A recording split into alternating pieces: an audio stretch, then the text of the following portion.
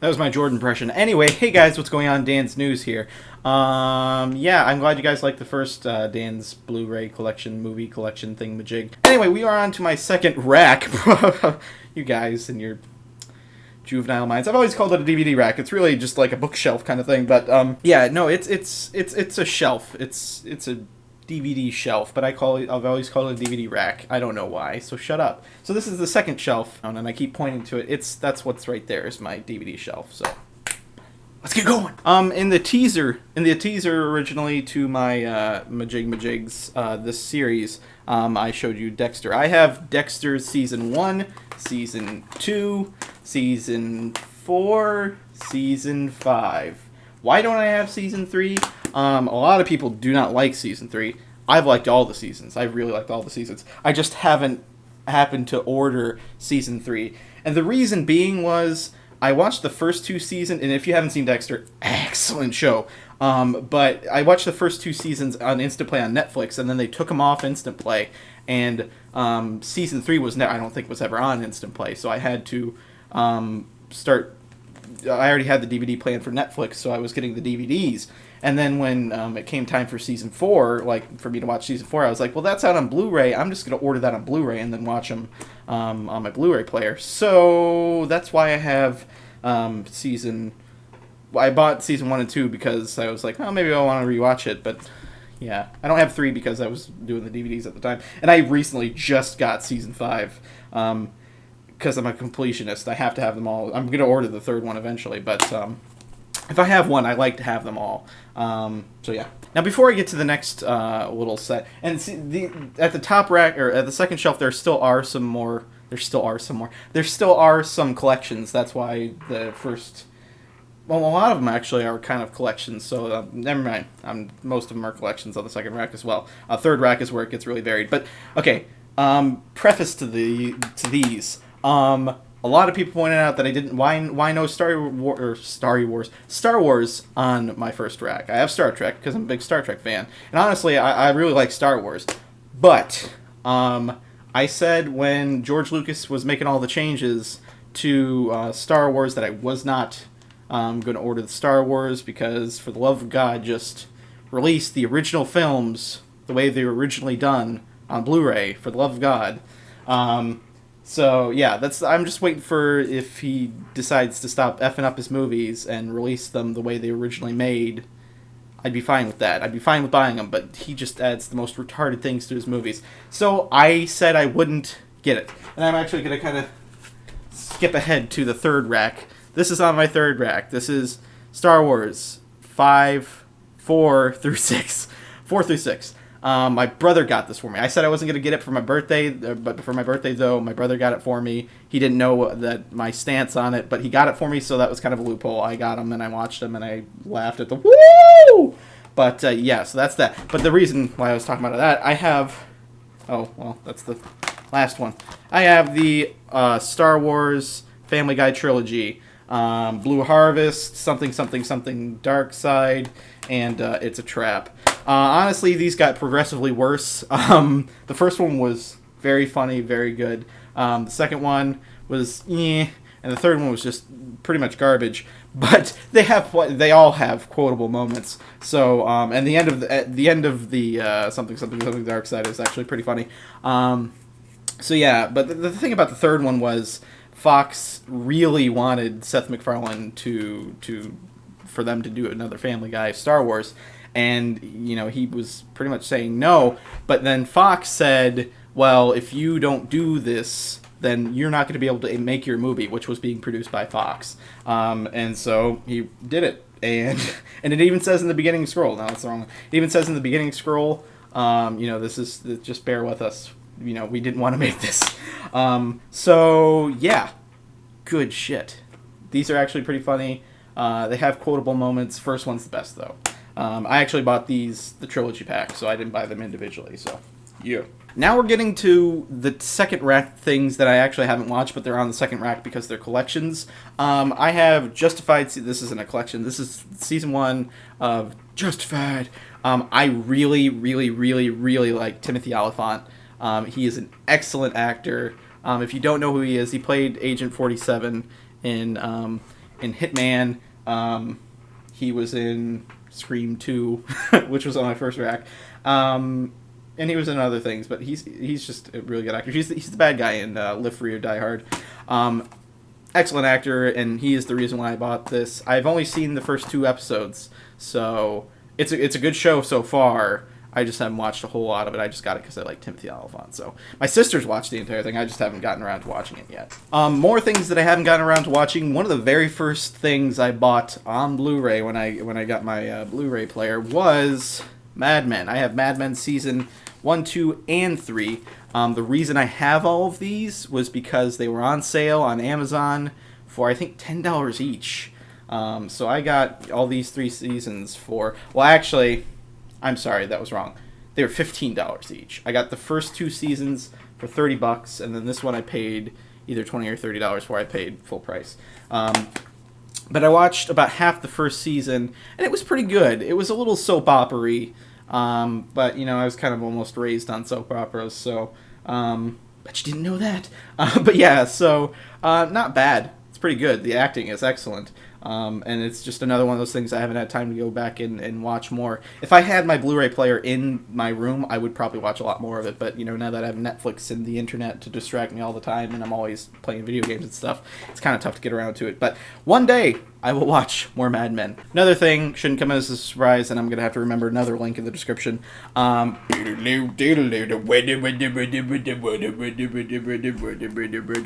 Theme song! Firefly and Serenity. If you don't know what Firefly is and you don't know what Serenity is, I pity you. I pity the fool who doesn't like Malcolm Reynolds. Malcolm Reynolds. But yeah, Firefly, excellent series, very very good. Unfortunately, I'll give you a brief history of my Firefly-ness, of my Firefly history. I originally did not see the TV show on television because I was young, I didn't know better, and I didn't watch a whole lot of TV when I was a kid, but, well, I did, but I didn't watch a lot of whole new shows. I completely missed this show. I missed its cancellation, I missed its run. But I did see a trailer for the movie, and I used to watch a trailer show on E! I can't remember what it was called. Coming Attractions, and they would, you know, give little recaps of trailer, and then they would show the trailer. And I remember them mentioning that, you know, the show Firefly is coming back, blah, blah, blah, the whole cast is returning for Serenity. And I watched the trailer, and I thought the trailer was the shit. It looked like a movie that was made for me. It just looked like a movie that had everything I wanted in it, and it ended up being awesome. I went and saw it, I want to say, I don't know when it came out, but I want to say it was around my birthday. I don't know. But I went and saw it, and I really, really loved it, and that, you know, brought me awareness to Firefly, and fell in love with the show. And, you know, it was funny because it had been a long time since I had seen the movie when I finally, you know, got around to watching the show. And then I watched the movie, and the movie made infinitely more sense. So yeah, Firefly, Serenity, can't tell you enough about them.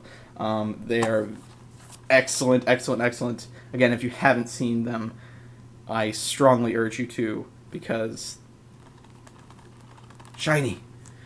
But yeah, like I was saying, Link, Gassy and I have been doing creature commentaries on the Firefly series. We've gotten through episode 4 at this point. Hopefully we'll sit down and do more. We've been told by Firefly flans, browncoats, I always say flans, that they're good, so listen to them if you're a Firefly fan.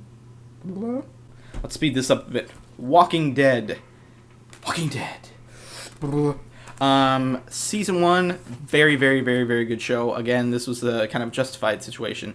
I had heard about the show, I had heard very good things, hadn't seen it. I had only seen previews on AMC. And so I ordered the Blu-ray and loved the show. So I haven't been watching the second season. I haven't been DVRing it at all. I'm probably just going to wait for the Blu-ray to come out.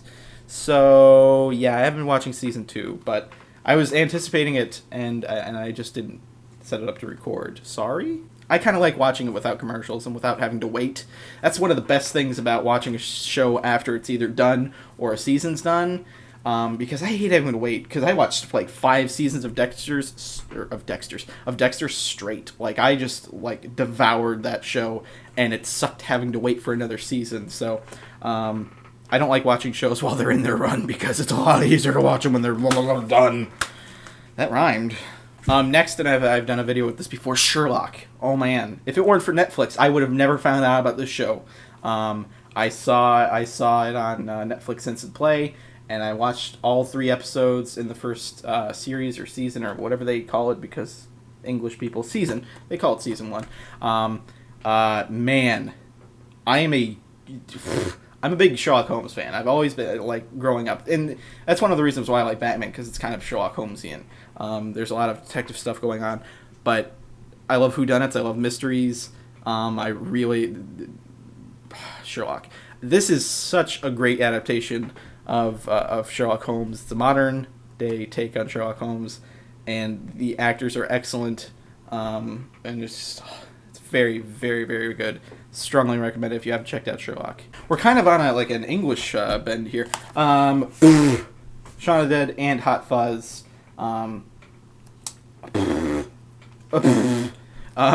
You should have seen these. Again, these are things that you should have seen, guys. Come on. Shaun of the Dead, classic zombie movie. Simon Pegg, all the people. The people. Hot Fuzz, actually, of these two, I actually like Hot Fuzz better. I know it's kind of sacrilegious to say that, maybe, but both are excellent movies. But I love the humor in Hot Fuzz. Hot Fuzz is a bit more of a random movie. I mean, this is supposed to be a love note to zombie movies. This is supposed to be a love note to kind of buddy cop action movies. And it also, the thing about this is, it kind of has that whodunit kind of thing. Like, if you see a common theme in a lot of my movies is their mysteries or their whodunits, and that's something I like to reveal in this movie. And this movie is just super well done, and these are made by guys who love movies, who love making movies, and it shows, and it really shows in their work. But yeah, both of these are directed by Edgar Wright, and star Simon Pegg and Nick Frost. But right next to these on my rack, I have, also directed by Simon Pegg, Edgar Wright, is Scott Pilgrim vs. the World.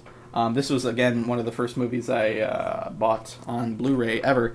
And again, I keep feeling stupid saying, you guys should have seen this. Scott Pilgrim vs. World. Pilgrim, it's very, very good. Very, very good. Very, very good.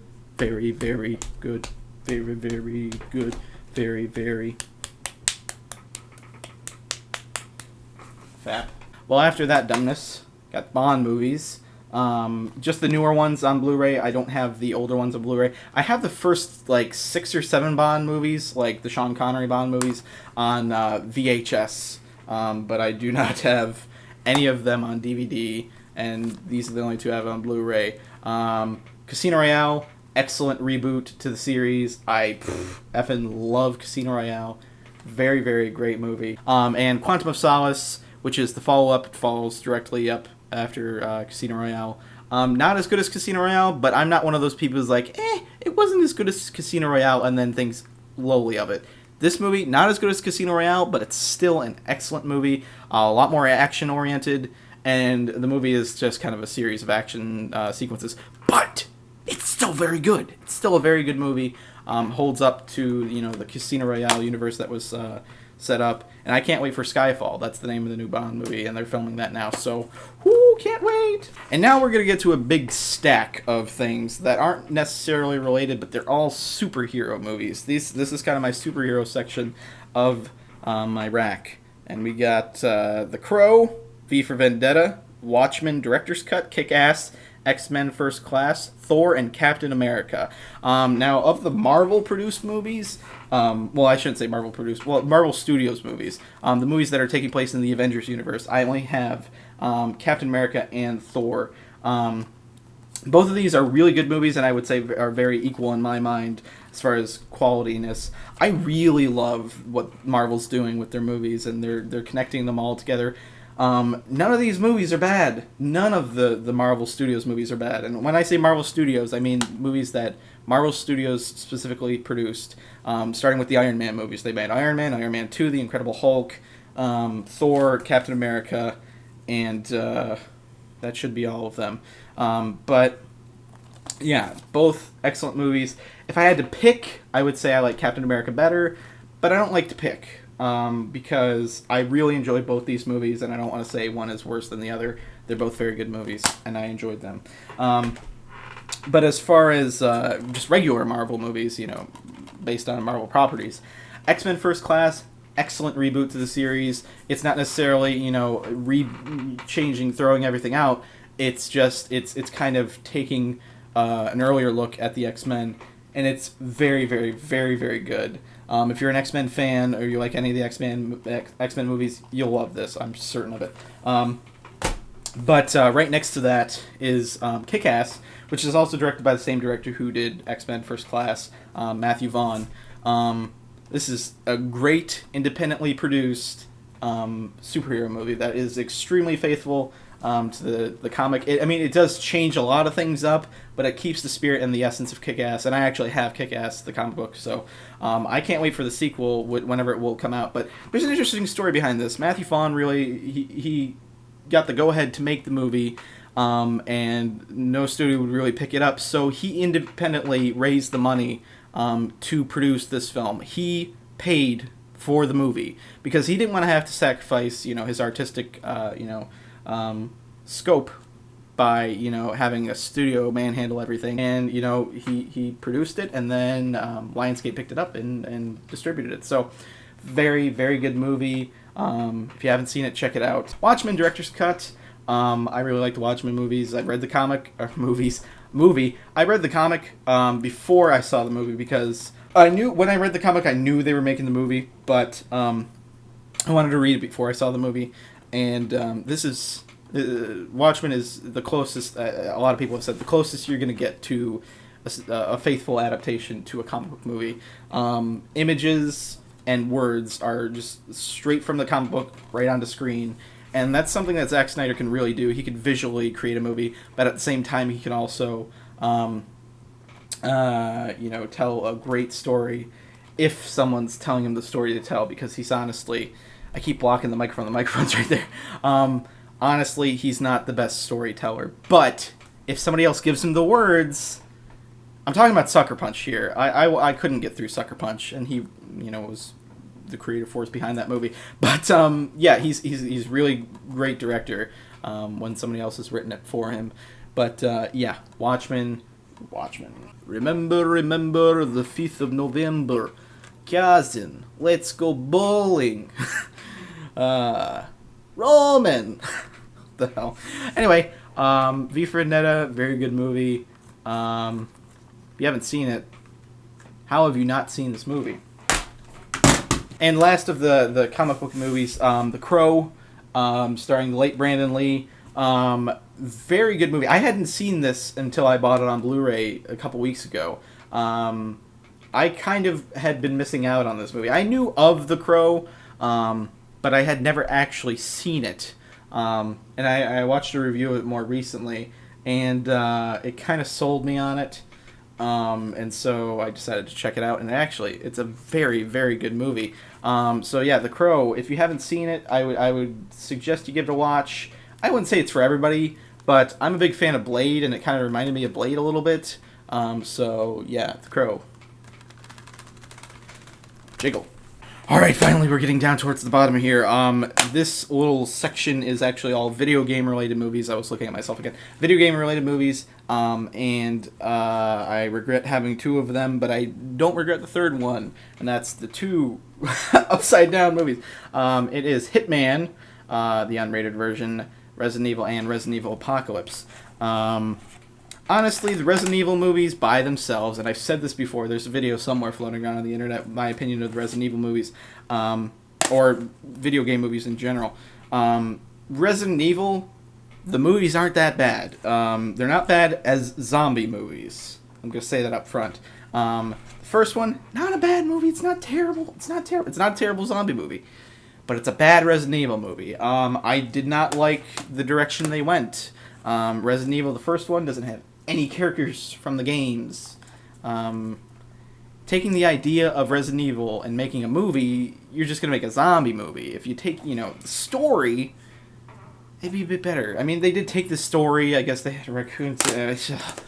It's aggravating. It's aggravating as a hardcore, and I'm not even a gigantic core Resident Evil fan. I'm more a fan of the first 3 Resident Evil games that I don't like the direction that it's gone. Yeah. Anyway, before I get on a crazy rant of the Resident Evil movies, I have the first 2. They're all right. Second one's really cartoony and weird, but it's not terrible. Yes, it is. But yeah, I have those. So, but Hitman, excellent movie. Like I said, Timothy Olyphant, very good actor. Very good movie, actually. I was surprised. And of the video game movies, I don't know why a lot of people didn't find this dispelling the video game movie curse, as it were. Because this is, I'm a very, very cursory fan of the Hitman series, video game series. But I have played the games. I've played Blood Money, I think, is the one I beat. And this has just enough, story from the games, as well as it's doing its own thing. And it does what it needs to do to make an entertaining movie, as well as, include elements from the game. And I really love that. And I don't think it didn't go the Resident Evil route and just make a movie about a hitman.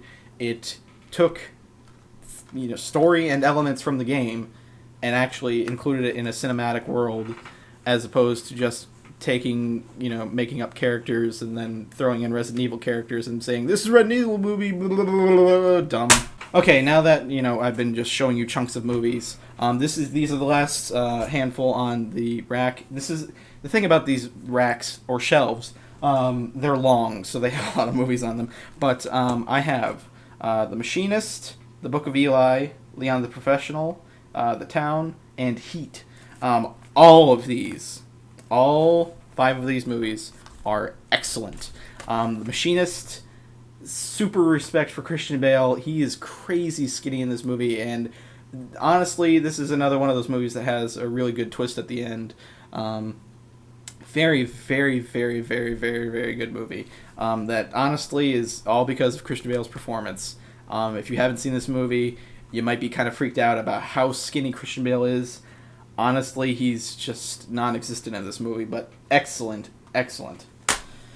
Book of Eli, this was actually a surprise, because I didn't have a whole lot of desire to see it in theaters, but I did. It was one of those things where I probably had seen a lot of the big movies that had been out, and decided to go see this, and I was really pleasantly surprised. Very well directed. Gary Oldman's in it. Denzel Washington. You can't go wrong with those 2 actors. Leon the Professional. This is a classic. It's actually Natalie Portman's first movie, and it gets kind of weird. Their relationship is kind of fuzzy, but everyone should have seen this movie. Seriously, it's an excellent movie about, it's not, super actiony, although it does have action. It's just a very, very good movie about a hitman. That's not Hitman the video game. The Town, very good heist movie. And funnily enough, I should actually be doing Heat and The Town together because they are very similar movies. And again, one of the first Blu-rays I ever bought was Heat. And we decided to watch Heat, my very first time watching Heat, the day before I went and saw The Town. The Town was out in theaters, and I had bought Heat at Walmart just because I knew it was a good movie. I knew it was going to be a good movie. And so I watched Heat, and then, for a larf, we just wanted to go to the movies, so we went and saw The Town. These movies are incredibly similar, and honestly, the action sequences in Heat really spoiled The Town for me, because, watching Heat, the way it's filmed and the action sequences and such, this is very much a companion to The Dark Knight, or The Dark Knight is a companion to Heat, because, I had heard people describing The Dark Knight a lot like Christopher Nolan's Batman comparative to Heat. That didn't make sense, but, they were calling The Dark Knight Christopher Nolan's Heat. And it was. The action sequences are a lot like The Dark Knight. Not a lot, not like they're copying them or anything, but they're similar. And it's really crazy to watch this movie because the action sequences are incredible. And so, going to see The Town the day after was kind of, it spoiled me a little bit, and I remember leaving the theater saying, it probably shouldn't have watched Heat the day before we went and saw this, but this is still, Ben Affleck directed this and stars in it. Excellent movie. Great action sequences, and it's a great heist movie. And his hair looks terribly photoshopped on the back of that. Anyway, yeah, so that's the second shelf. This one went on way longer than the first one did, and I knew it would because it was a lot of individual movies. So I'm going to get to the more random, and honestly, the third shelf has some movies that I haven't seen yet that I've bought that I haven't watched yet. So, yeah, good stuff. I finally can drink some of this drink. Yeah. Drink. Oh. It's the annotation for the next video. See, it's not a green screen. There's part of my, you can see the crack in my closet. It's really weird. You click that link yet? Seriously. Stop looking at myself, me. No. That's it. I'm done.